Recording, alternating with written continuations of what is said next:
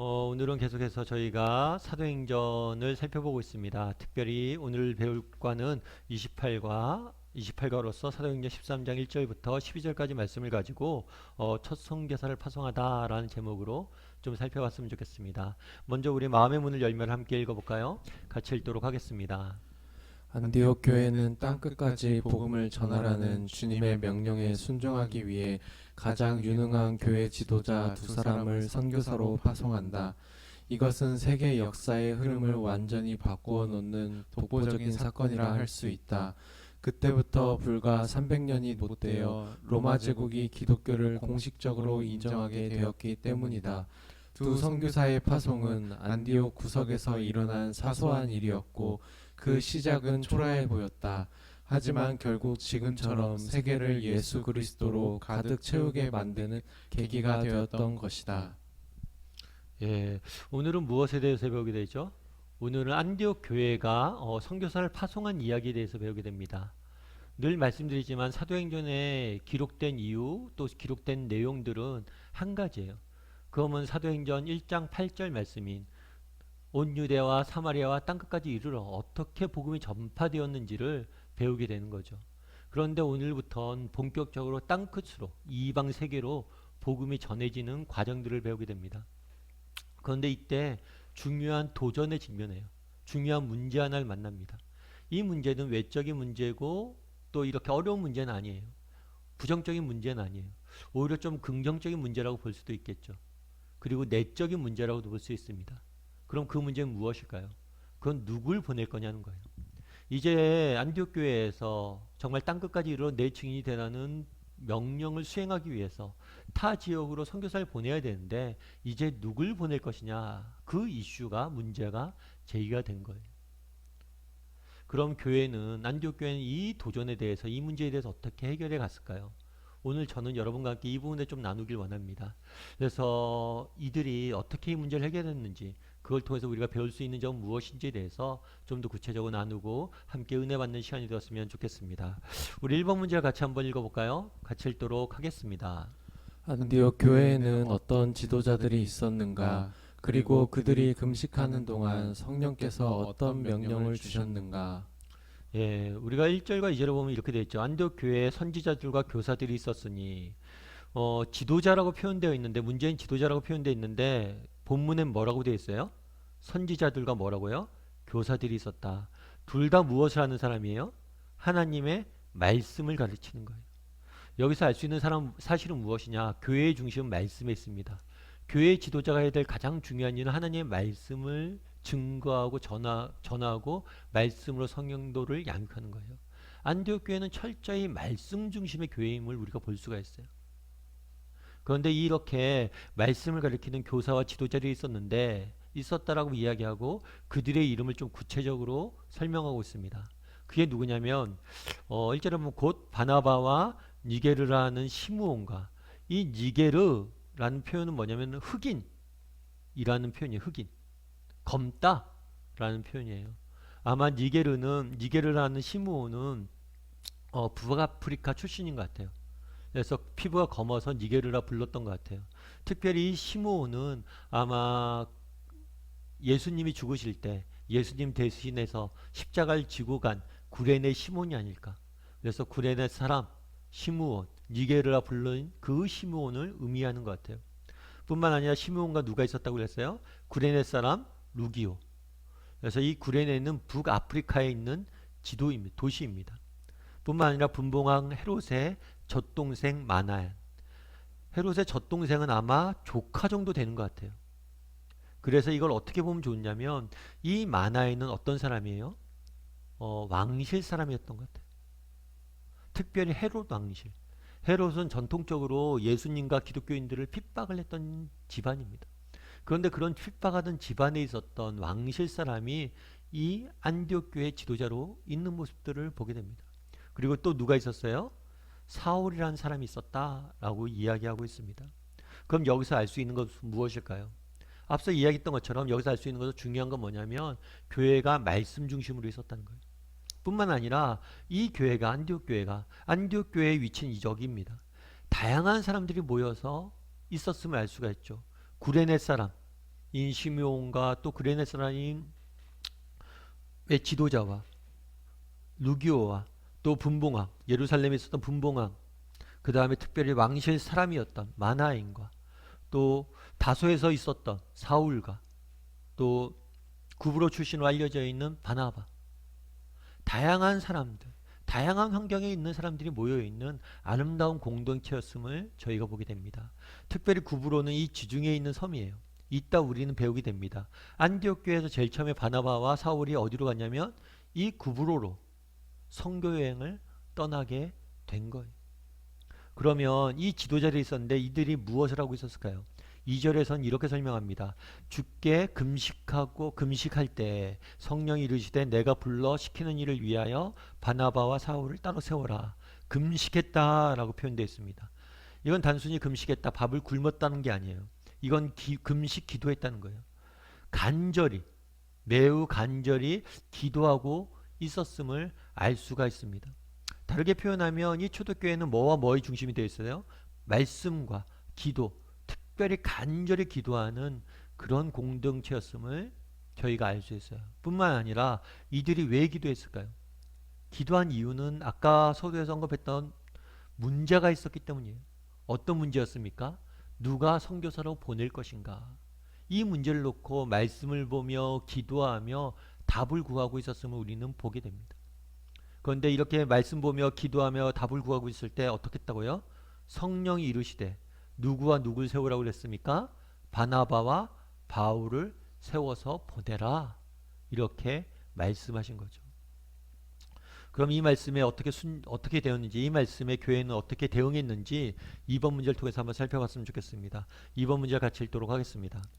교회는 성령의 지시에 따라 어떻게 순종하였는가? 2절에 이야기했죠. 2절은 뭐라고 했어요? 금식하고 있을 때 뭘 했다고요? 성령님께서 바나바와 바울을 보내라. 이렇게 얘기했어요. 그 이야기를 듣자마자 또 무엇을 했다고 그랬어요? 또 금식하고 또 기도했다고 그랬어요. 여전히 무엇을 한 거예요? 금식하고 3절에 보면 금식하고 기도하고 금식하고 기도하면서 응답을 구했어요. 그리고 응답하자마자 또 뭐 한 거예요? 또 금식하고 기도했어요. 이것이 정말 하나님의 뜻인지 다시 한번 기도하고 구하고 그리고 또 뭘 한 거예요? 두 사람을 안수하여 보냈다. 이거 기도하고 보낸 거예요. 하나님의 뜻을 구할 때도 기도했고 또 하나님께서 또 응답하셔 또 기도했고 또 뭐 한 거예요? 두 사람을 보낼 때도 기도하고 계속해서 기도하고 하나님의 뜻에 따라서 뭘 한 거예요? 순종하고 있는 모습들을 보여줄 수가 있는 거죠. 그래서 오늘 본문에서는 이들이 철저히 기도하면서 순종하는 모습들을 보게 됩니다. 그렇다면 여러분들은 어떻습니까? 안디옥 교회가 이렇게 성령의 음성에 기도하는 모습에서 여러분들은 무엇을 느낍니까? 우리 3번 문제를 한번 같이 읽어볼까요? 같이 읽도록 하겠습니다. 안디옥 교회가 바나바와 사울을 기독교 역사상 최초의 공식적인 선교사로 파송한 사실을 통해 우리는 매우 중요한 교훈을 배우게 된다. 당시 안디옥 교회는 아직 어린 신자들이 주를 이루고 있었다. 그들을 위해 바나바와 사울은 한시도 없어서는 안 될 목자요 선생이었다. 그러나 성령은 여러 지도자들 가운데 두 사람을 보내라고 하셨다.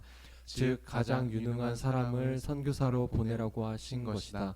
만일 주님이 우리 교회에 똑같은 명령을 또한 당신의 자녀 중 가장 똑똑한 아이를 선교사로 보내라고 한다면 순종할 수 있겠는가? 예, 오늘 문제에 보면 이렇게 되어 있죠. 만일 주님이 우리 교회에 똑같은 명령을 또한 당신의 자녀 중 가장 똑똑한 아이를 선교사로 보내라고 한다면 순종할 수 있겠는가? 뭐 좀 문제가 이상한 것도 있죠. 예를 들어 당신 자녀 중 가장 똑똑한 아이를 우리 자녀들 다 똑똑하죠. 특별히 누가 더 똑똑하고 누가 더 잘나고 누가 더 이쁜 자녀가 어디 있습니까? 다 뭐예요? 이쁘고 똑똑하죠. 그래서 사실은 문제는 이렇게 됐죠. 당신 자녀 중 가장 똑똑한 아이를 보내려고 한다면 이렇게 구체적으로 돼 있는데 이건 뭐냐면 당신의 가장 소중히 여기고 가장 귀히 여기는 무엇인가를 하나님께서 원한다면 당신은 어떻게 하겠느냐라는 거예요. 가장 귀한 것, 값진 것을 성령 하나님께서 원하신다면 당신은 어떻게 하겠느냐 이렇게 묻는 거죠. 여러분은 어떻게 할 것 같아요? 각자 이야기를 좀 나눠봤으면 좋겠어요. 정말 하나님께서 정말 귀한 자녀 어떻게 키웠어요? 근데 갑자기 어느 날 선교사로 보내라고 한다면 어떻게 했습니까? 아니면 정말 하나님께서 너의 가장 귀한 것, 값진 것을 내게 조금 날 위해서 좀 써라. 이것들을 위해서 진짜 써라. 그러면 여러분들은 어떻게 하겠습니까? 안디옥 교회가 순종했던 것처럼 순종할 수 있을까요? 뭐 한번 나눠봤으면 좋겠어요. 여러분은 어떨까요? 저는 어떨까요? 그럼요. 사실 이게 쉬운 게 아니잖아요. 저는 이게 쉽지 않다라고 생각합니다. 물론 그런 경우들이 있어요. 이런 걸 잘하는 사람들도 있을 수 있어요. 그리고 때로는 정말 하나님께서 어느 순간 딱 명령하셨는데 정말 내가 감당할 수도 없는, 내가 정말 꿈도 못 꿨던 일을 딱 행하는 날들도 있어요. 그런데 이렇게 순종하는 게 쉽지는 않습니다. 저희 작은 누님이 멕시코 선교사로 가 있어요. 근데 멕시코 선교사로 가 있는데 처음에 작은 누님이 멕시코 선교사로 갈 때 그런 얘기를 했어요, 저한테.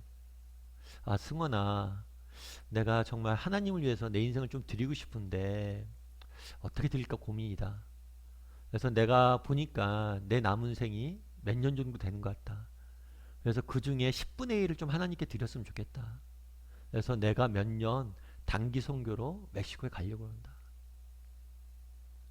그래서 갔어요. 가고 선교하다가 이제 그 기간을 마치고 돌아왔어요. 했더니 저희 누님이 그러더라고요. 승환아, 내가 처음에는 내 인생의 10분의 1을 드리려고 했는데 이제는 나머지 10분의 9도 드리려고 한다. 우리가 선교사로 보낼 때 있잖아요. 처음부터 장기 선교사로 헌신한 사람 없습니다. 단기 선교를 헌신했다가 하나하나 헌신해. 다르게 표현하면 오늘 하나님께서 이 질문처럼 우리에게 가장 소중한 것들을 요구할 수 있어요. 그런데 그것을 우리가 어떻게 하면 순종하고 헌신할 수 있느냐? 그날의 안디옥교회는 바로 헌신한 것 같은데 그렇지가 않아요. 저절로 이렇게 된 게 아니에요. 하루아침에 이렇게 된 게 아니에요. 뭐 어떻게 된 거예요? 훈련이 된 거예요. 연습이 된 거예요. 드리는 훈련이 된 거예요. 그리고 또 드리는 연습을 해야 될 이유가 있어요. 왜냐하면 이렇게 작은 걸 드려보잖아요. 그러면 그걸 통해서 누리는 기쁨과 은혜가 있어요. 그래서 더 큰 걸 드리는 거예요. 이 드리는 건 헌신이고 의무가 아니에요. 짐이 아니에요. 그래서 우리는 작은 것들을 드리는 연습들을 해야 됩니다. 훈련들을 해야 됩니다. 그랬을 때 우리는 중요한 것들, 큰 것들을 드릴 수 있는 거예요. 요즘 우리 아침 묵상도 하잖아요. 제가 아침 묵상을 하자고 이야기하면서 그런 이야기를 했죠. 우리가 하루가 정말 24시간이고 거기다 곱하기 60분을 하면 얼마예요? 천 몇 분이에요. 그 중에서 10분을 하나님께 못 드리겠냐? 정말 하루에 10분 드리는 훈련, 이거부터 시작을 해야 돼. 그랬을 때 우리가 하나하나 드리다 보면 아, 이렇게 드렸을 때 기쁨이 있구나.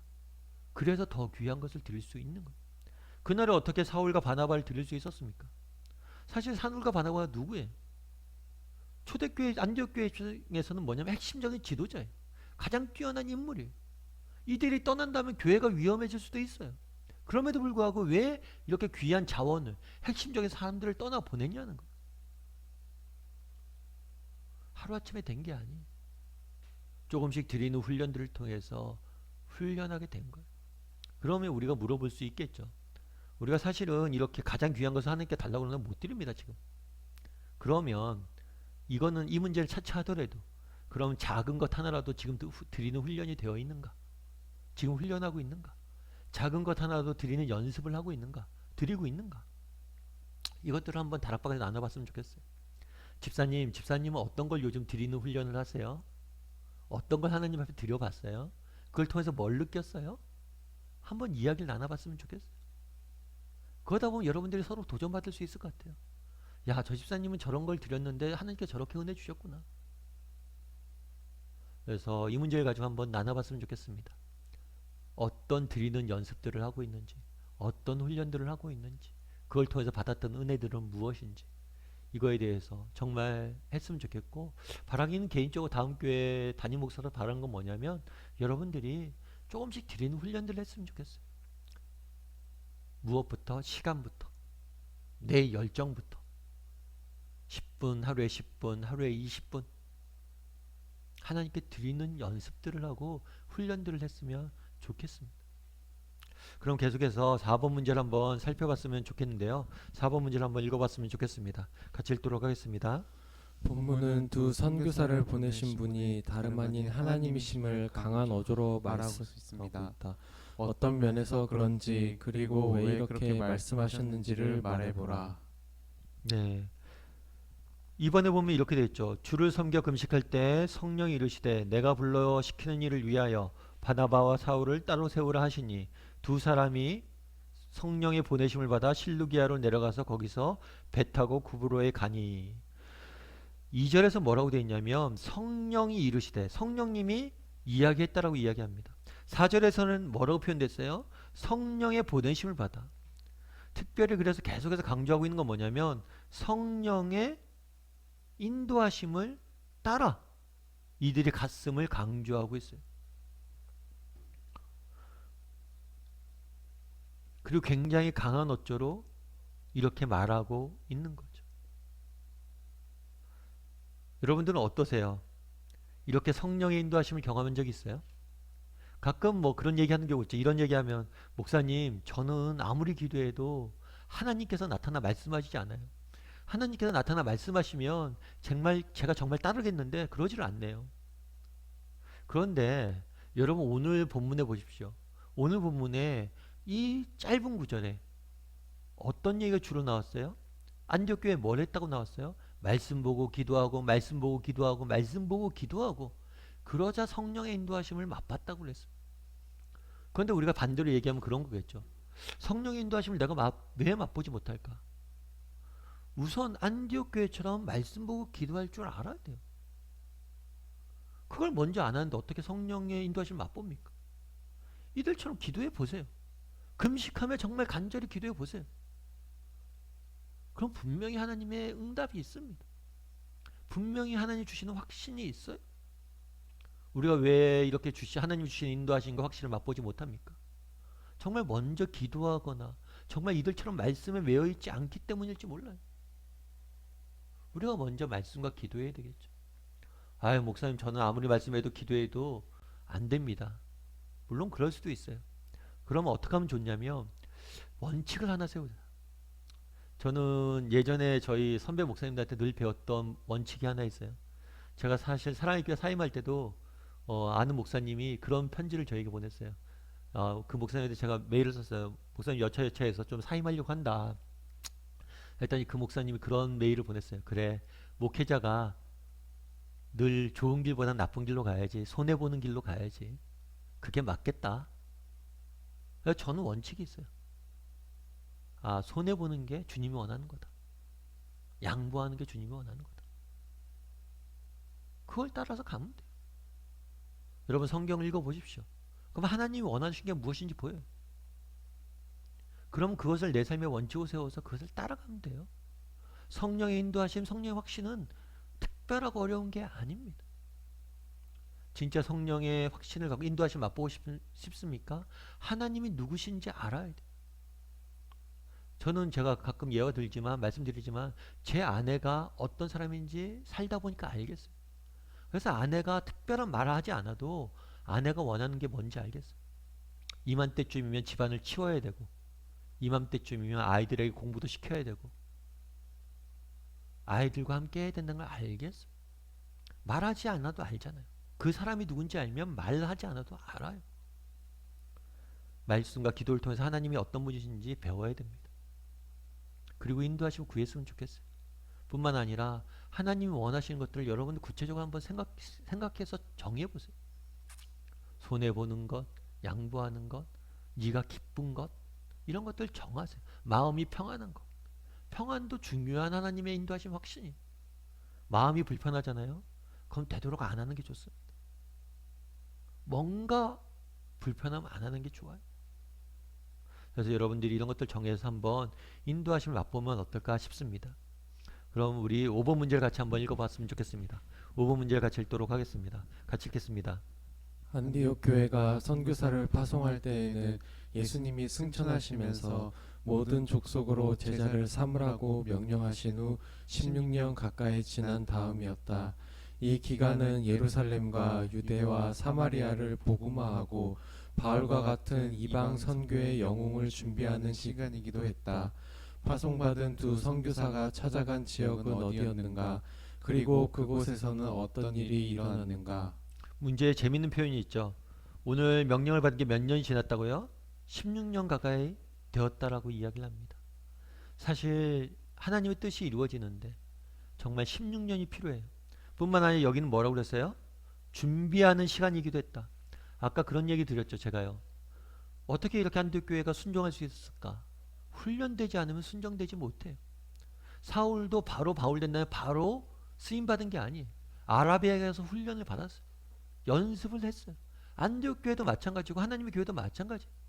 그 명령을 주시고 성령이 임하면 바로 땅끝까지 갈 것 같은데 그렇지가 않았어요. 준비하고 훈련하고 작은 것들을 연습했어요. 우리가 사도행전을 통해서 계속 배웠잖아요. 바로 이방인들에게 전했습니까? 아니죠. 고넬로 가정에게 전하고 안디옥 사람들에게 전하고 안디옥 교회를 세운 다음에 교회적으로 선교하고 하나하나 단계를 넘어가는 모습들을 보게 됩니다. 그래서 앞서 얘기했던 것처럼 순종은 연습이 중요해요. 신앙생활은 연습이 중요해요. 작은 것들을 드리는 연습을 해야 됩니다. 그러면 파송받은 선교사가 간 곳이 어딘지 그곳에서 어떤 일을 했는지 한번 살펴보죠. 우리 4절부터 8절까지 말씀을 같이 한번 읽어보면 좋겠습니다. 같이 읽도록 하겠습니다. 두 사람이 성령의 보내심을 받아 실루기아에 내려가 거기서 배 타고 구브로에 가서 살라미에 이르러 하나님의 말씀을 유대인의 여러 회당에서 전할세 요한을 수행원으로 두었더라. 온 섬 가운데로 지나서 바보에 이르러 바 예수라 하는 유대인 거짓 선지자인 마술사를 만나니 그가 총독 서기오 바울과 함께 있으니 서기오 바울은 지혜 있는 사람이라. 바나바와 사울을 불러 하나님의 말씀을 듣고자 하더라. 이 마술사 엘루마는 그들을 대적하여 총독으로 믿지 못하게 힘쓰니. 예, 여기서 두 사람은 바울과 바나바예요. 근데 아까 얘기했던 성령의 보내심을 받아 어디로 갔다고요? 실루기아. 실루기아는 항구인 것 같아요. 항구. 그래서 거기서 배를 타고 어디로 갔다고요? 구브로. 구브로는 섬입니다. 아까 제가 지도 보여드렸죠. 그래서 이렇게 지중해가 있으면 지중해에 있는 요점에 있는 섬이에요. 구브로. 그 다음 여기에 안디옥이 있고 이 밑에 예루살렘이 있는 거예요. 그래서 이 섬에서 안디옥에서 실루기아는 한 요 정도 되는 것 같아요. 거기 가서 배를 타고 구브로로 가는 거죠. 이 구브로가 꽤 큰 섬입니다.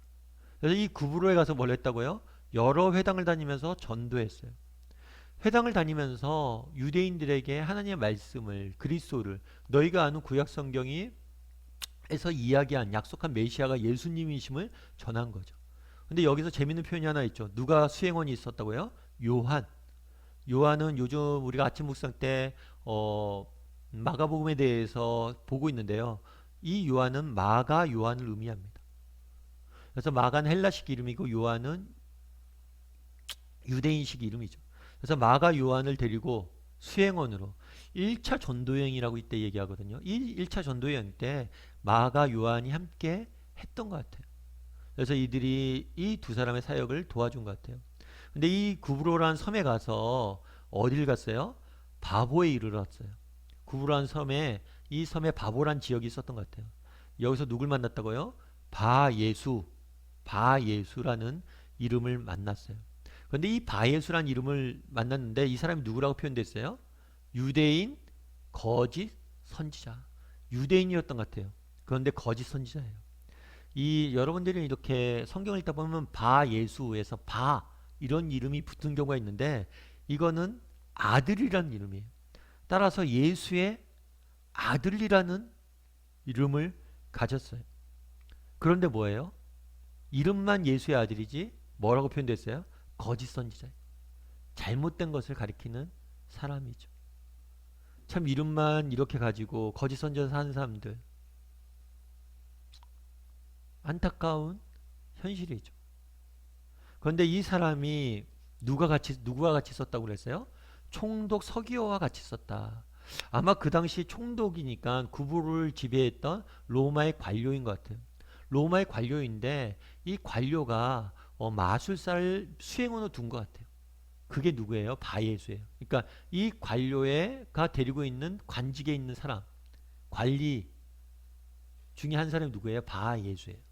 그런데 이 서기오에 대해서 뭐라고 표현되고 있어요?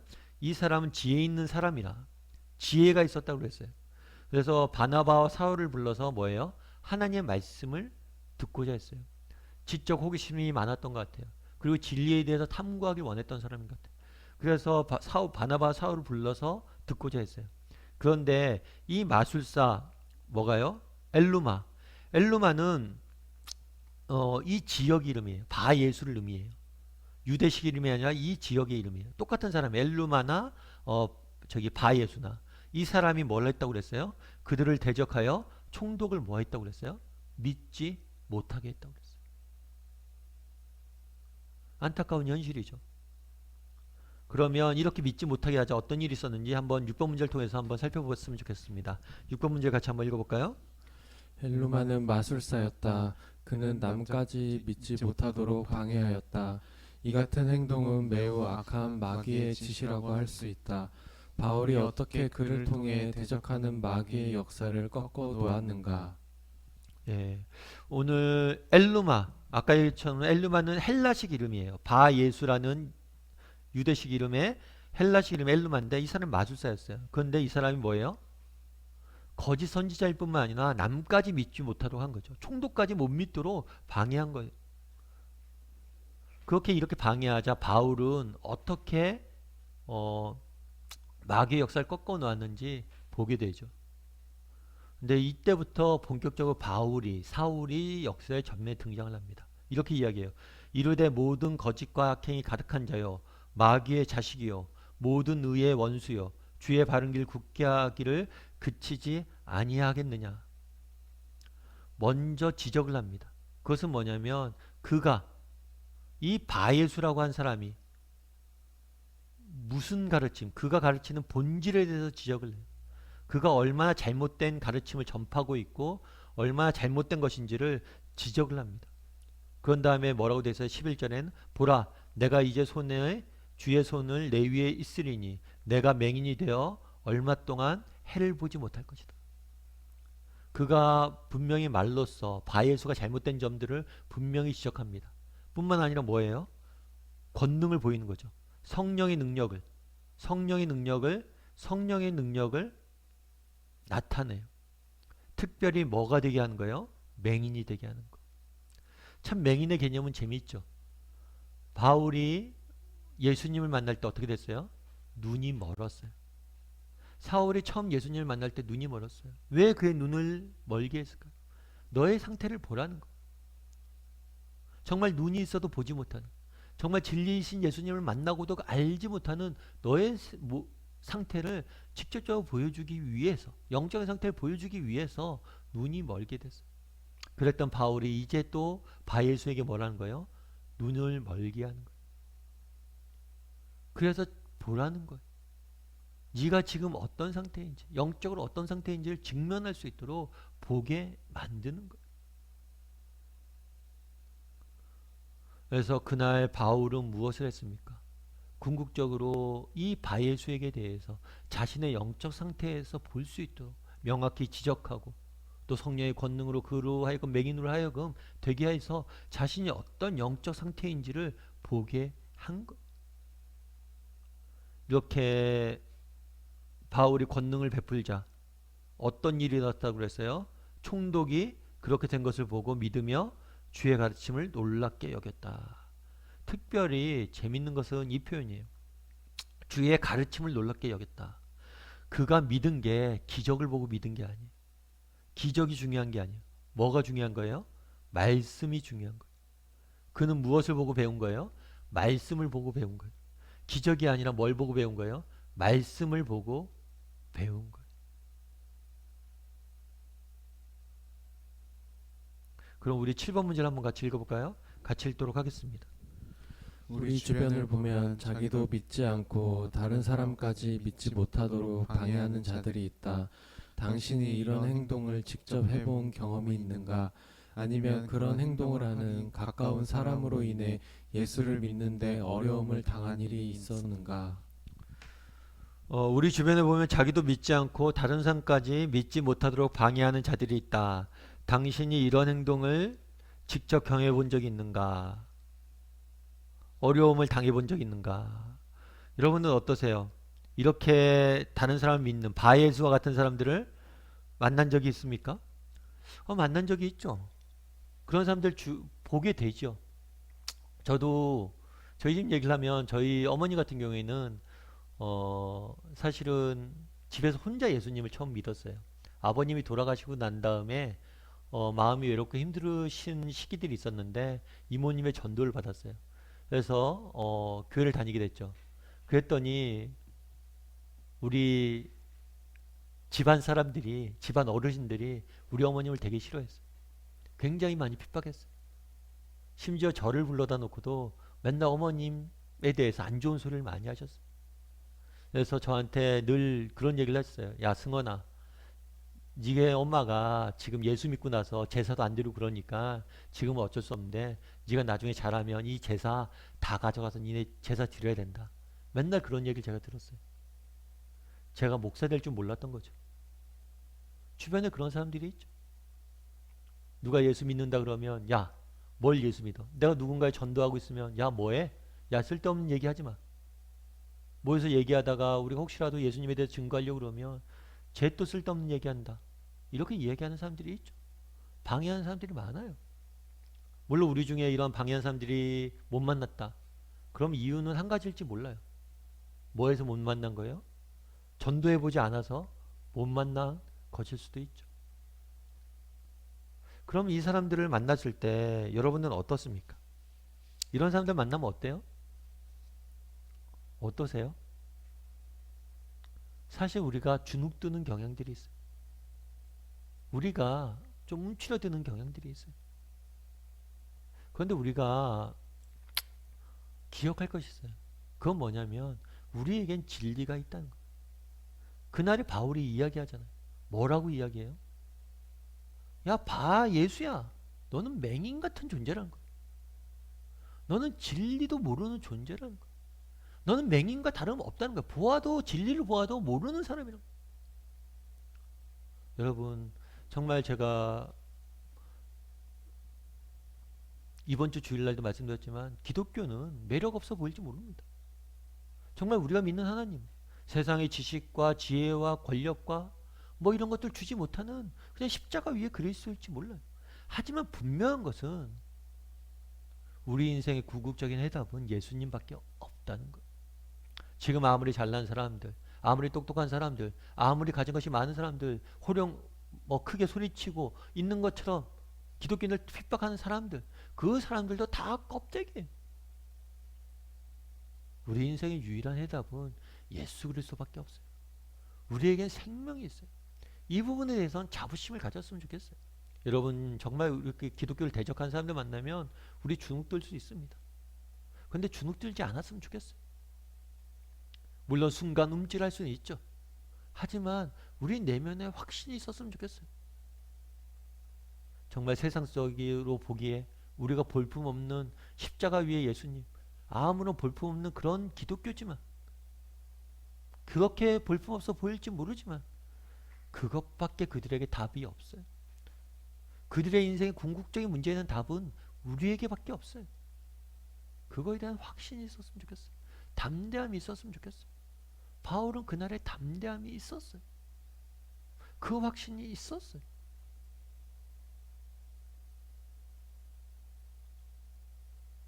그래서 확신을 가지고 그 사람들에게 좀 담대하게 필요한 것들은 이야기하고 나눴으면 좋겠어요. 주눅들지 말고. 그런데 중요한 사실이 또 한 가지 있습니다. 8번 문제 한번 같이 읽어볼까요?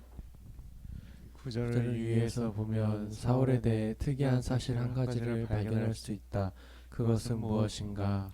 바울이라 9절에 보면 이렇게 됐죠. 바울이라고 하는 사울이 성령이 충만하여 성령이 충만했다라고 표현하고 있어요.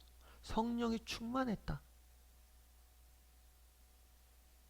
여러분 우리가 전도하다 보면 그런 경우들을 되게 많이 만나요. 막 이렇게 대적하고 핍박하고 그런 것들을 우리가 그러면 내가 그렇게 되면 어떻게 해야 될까? 진짜 한번 내가 열심히 한번 해봐야지. 이렇게 막 계획 세워서 되진 않아요. 계획 세운다고 그 자리에 가서 그렇게 되진 않아요. 근데 그 계획보다 더 중요한 게 있어요. 뭐예요? 성령 충만한 거. 다르게 말하면 예수님에게 가까이 나아가 있는 거예요. 다르게 말하면 여러분들 포도나무와 열매 비유를 알죠. 열매를 맺기 위해서 뭘 하라고요? 포도나무에 가까이 있어야 돼요. 바울이 어떻게 그날을 그렇게 담대하게 이야기했습니까? 성경은 하나밖에 이야기하지 않아요. 뭘 이야기해요? 성령 충만. 그러니까 우리가 세상을 살다 보면 이렇게 우리를 대적하는 사람들 만나요. 그랬을 때 우리에게 유일한 해답은 뭡니까? 세상의 지혜나 흔히 말해서 말빨로 우리가 가진 능력으로 지식으로 그들을 감당하는 게 아니에요. 뭐로 감당한 거예요? 성령 충만하는 것으로 감당. 그러다 보면 내가 정말 뭐라고 할까? 내가 감당할 수 없는 그런 것들이 에너지들이 나오는 경우들이 있어요. 담대하게 이야기하는 것들이 있습니다. 이런 것들 한번 맛봤으면 좋겠어요. 중요한 건 뭐예요? 성령 충만한 거. 우리 9번 문제 한번 읽어볼까요? 같이 읽도록 하겠습니다. 총독은 그 지방에서 가장 높은 자리에 있던 사람이다. 두 선교사가 그를 먼저 찾아가 전도하였다는 사실을 놓고 당신이 깨달은 진리가 있다면 말해보라. 네. 총독은 그 지방에서 가장 높은 자리에 있던 사람이다. 두 선교사가 그를 먼저 찾아가 전도했다는 사실을 놓고 당신이 깨달은 진리가 있다면 말해보라. 각자 한번 좀 이야기를 나눠봤으면 좋겠어요. 여러분들 뭘 깨달았습니까? 어떤 걸 깨달아져요? 목사님 제가 특별히 깨달아지는 게 없는데요. 뭐 그럴 수도 있겠죠. 그리고 또 뭐 전 이런 걸 느꼈어요. 한번 이야기해 볼 수도 있겠죠. 아, 목사님 이게 총독이 이게 굉장히 높은 사람이잖아요. 예를 들면 그런 거 아니겠습니까? 우리 회사 회장 사장이죠. 그런데 그 사람 앞에 가서 뭐예요? 담대히 복음을 전한 거죠. 참 그런 걸 보면서 도전이 많이 됐습니다. 뭐 이런 이야기도 할 수 있겠죠. 또 어떤 이야기를 할 수 있겠어요? 목사님 사실 이게 총독이 말이 총독이지 유대인들의 입장에서 뭐예요? 원수죠 원수. 로마의 총독이잖아요. 그럼 다르게 말하면 우리가 일제시대다. 그럼 일제 압작이잖아요. 이완용이잖아요. 그러면 어떤 생각이 들어요? 저 사람은 예수 안 믿고 그냥 벌 받아야 돼 이런 생각도 들만한데 그 사람에게 가서 뭘 하는 거예요? 복음을 전하는 거예요. 목사님 이건 대단한 것 같아요. 어쩌면 원수를 쓰는 사람에게 뭘 한 거예요? 원수의 앞잡이에게 뭘 하는 거예요? 복음을 전하는 거죠. 그 영혼을 불쌍히 여기는 거죠. 덜컥 예수님이라고 믿으면 어떻게 돼요? 근데 복음을 전하는 게 놀라운 것 같아요. 이런 이야기도 할 수 있죠. 뭐 또 이런 얘기도 할 수 있어요. 목사님 사실 그렇잖아요. 가끔 이렇게 부귀영화 누리고 잘 사는 사람들 천국까지 가면 안 되는 거 아니에요? 이 땅에서 누릴 거 다 누리고 천국까지 가면 안 되잖아요. 이 총독도 이 땅에서 누릴 거 다 누리고 가면 안 되는 거 아니에요? 그런데도 불구하고 이 사람에게 전했다는 게 참 와닿아요. 뭐 이런 얘기도 할 수 있고 여러분도 한번 나눠보세요. 깨달은 진리가 뭔지. 정말 총독에게 복음을 전하는 게 쉽겠습니까? 근데 담대하게 전하잖아요. 어떻게 이렇게 전할 수 있었을까?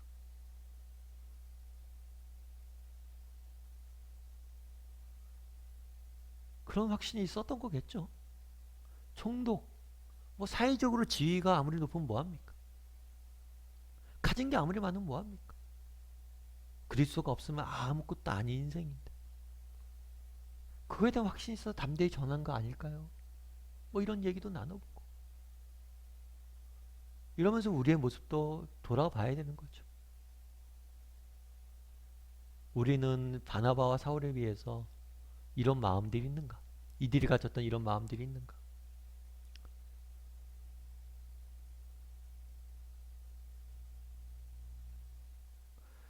바울이 그런 이야기를 합니다. 내가 모든 것을 배설물로 여긴다. 내가 정말 가장 뛰어난 학벌을 가졌고 정말 가장 많은 사람들에게 인정도 받았고 많은 경험과 많은 지혜를 쌓았지만 이게 그리스도 앞에서는 다 배설물로 여긴다. 아무것도 아닌 걸로 내가 여긴다. 어쩌면 이 고백이 있기 때문에 다른 사람에게 이렇게 담대히 말할 수 있지 않았을까 싶어요. 어쩌면 우리가 바나바와 사울 같은 담담이 없는 이유는 우리는 뭘로 여기지 않기 때문이에요. 내가 가진 것을 배설물로 여기지 않기 때문. 내가 쌓아놓은 명예, 이뤄놓은 성취, 성공, 이 모든 것을 배설물로 여기지 않으니까 이런 것들 나보다 더 많이 가진 사람들 보면 주눅들지 모른다. 어쩌면 우리의 문제는 배설물로 여기지 않은 것일 수도 있겠죠. 여러분 한번 이 부분은 이야기를 좀 나눠봤으면 좋겠습니다. 이들에게서 배울 수 있는 건 뭘까? 나는 그러면 바나바와 바울, 사울을 비교해서 나는 어떨까?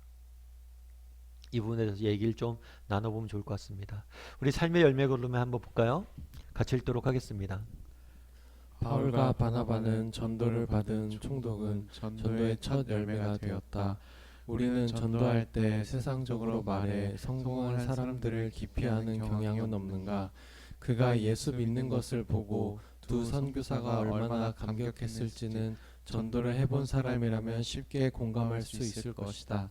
각자 자기가 전도에서 얻은 첫 열매는 누구인지, 그리고 그가 지금 어디에서 어떻게 신앙생활을 하고 있는지를 말해보라.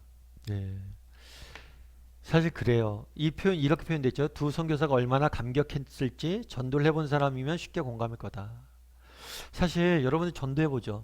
전도해봤을 때 언제 감격이 커요? 언제 감격이 커요? 감격이 언제 커요? 힘든 사람, 전도하기 힘든 사람, 안 믿을 것 같은 사람. 물론 모든 전도의 열매는 다 기쁩니다. 근데 특별히 경우는 뭐예요? 힘든 사람, 안 믿을 것 같은 사람이 믿었을 때 훨씬 더 큰 거예요. 여러분들은 질문에 이렇게 됐죠. 전도의 열매가 있는가? 이런 감격을 맛보았냐는 거예요. 여러분 이런 감격을 맛본 적 있습니까? 열매라고 되어 있는데 이런 열매, 감격을 맛본 적이 있습니까? 한번 나눠봤으면 좋겠어요. 자기가 전도를 해서 그 열매를 맛본 적이 있는지. 정말 우리가 왜 전도를 못할까요? 이 열매를 맛보지 못했기 때문일 수도 있습니다. 그리고 또 반대로 이런 이야기도 조금 나눠볼 수 있을 것 같아요. 정말 우리 중에 막 전도를 하려고 열심히 애쓰는 사람들 있잖아요. 우리 가족 중에 믿지 않는 남편이나 뭐 자녀를 위해서 열심히 기도하고 했어요. 근데 잘 안 돼요. 그럴 때 기억해야 될 게 뭐예요? 힘들고 어려울수록 우리가 언젠가 누리게 될 열매는 더 클 것이다. 그 감격은 더 클 것이다. 어쩌면 우리는 평생 한 사람 전도할지 모릅니다. 그런데 그런 것들로 인해서 낙심하지 마세요. 정말 내가 평생 애썼는데 안 믿다가 마지막에 믿으면 그 감격은 더 클 거기 때문에 영혼은 양으로 결정되는 게 아니에요. 여러분 정말 힘듭니까? 열심히 했는데도 잘 안 돼요. 그래도 늘 기억할게. 우리는 더 감격이 클 거다. 우리는 대어를 낚는 거죠. 그럼 그래서 여러분들 좀 나눠봤으면 좋겠어요. 그리고 이거 나눌 때 내가 전도에서 맺었던 열매들이 있는지, 그리고 누렸던 감격이 있는지, 그리고 지금 기도하고 있는 사람이 있는지 나눠보고, 정말 기도하는데 잘 안 된다 그럼 서로 격려도 해줬으면 좋겠어요. 목사님 얘기했잖아. 감격이 클 거라고. 대어라서 힘든 거라고. 여러분 대어일수록 고기 잡기가 힘듭니다. 그래서 끝까지 포기하지 않고 서로 기도해 주면서 응원해 줬으면 좋겠어요. 그래서 이때는 서로 기도 제목도 좀 나누고요. 전도하고 전도 대상자로 품고 있는 사람들 기도 제목도 나누고 조금 기도도 서로 할 수 있는 시간들 되었으면 좋겠어요. 그리고 요즘은 비대면 사회잖아요. 대면 사회 때는 전도하기 힘든데 비대면 사회 때는 전도하기 더 쉬울 수도 있잖아요.